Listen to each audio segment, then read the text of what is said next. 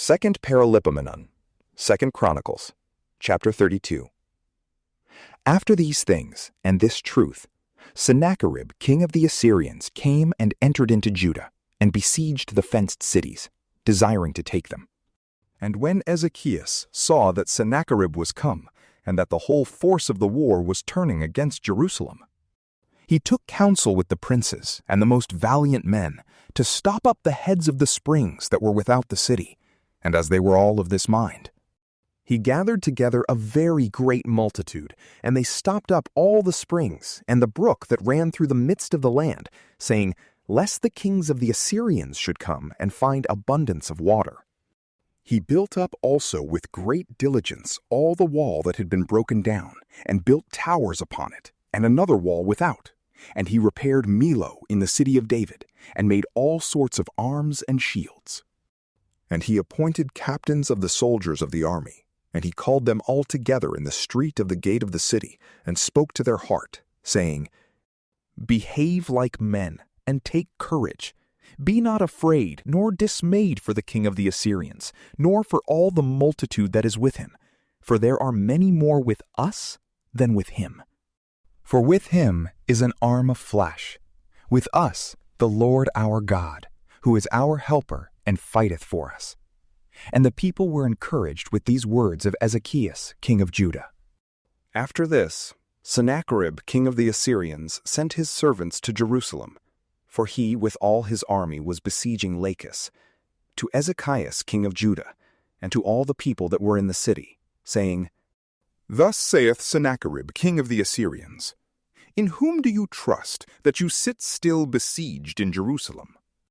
Doth not Ezekias deceive you, to give you up to die by hunger and thirst, affirming that the Lord your God shall deliver you from the hand of the king of the Assyrians? Is it not this same Ezekias that hath destroyed his high places and his altars, and commanded Judah and Jerusalem, saying, you shall worship before one altar, and upon it you shall burn incense? Know ye not what I and my fathers have done to all the people of the lands? Have the gods of any nations and lands been able to deliver their country out of my hand? Who is there among all the gods of the nations, which my fathers have destroyed, that could deliver his people out of my hand, that your God should be able to deliver you out of this hand? Therefore let not Ezekias deceive you, nor delude you with a vain persuasion, and do not believe him. For if no God of all the nations and kingdoms could deliver his people out of my hand and out of the hand of my fathers, consequently neither shall your God be able to deliver you out of my hand. And many other things did his servants speak against the Lord God, and against Ezekias his servant. He wrote also letters full of blasphemy against the Lord, the God of Israel, and he spoke against him. As the gods of other nations could not deliver their people out of my hand, so neither can the God of Ezekias deliver his people out of this hand.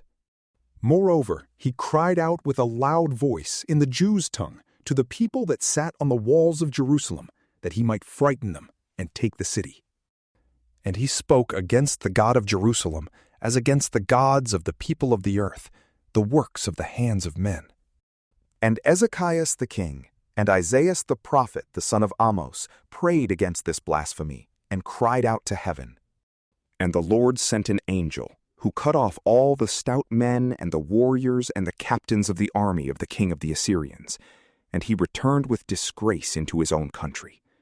And when he was come into the house of his God, his sons that came out of his bowels slew him with the sword. And the Lord saved Ezekias and the inhabitants of Jerusalem out of the hand of Sennacherib, king of the Assyrians, and out of the hand of all, and gave them treasures on every side.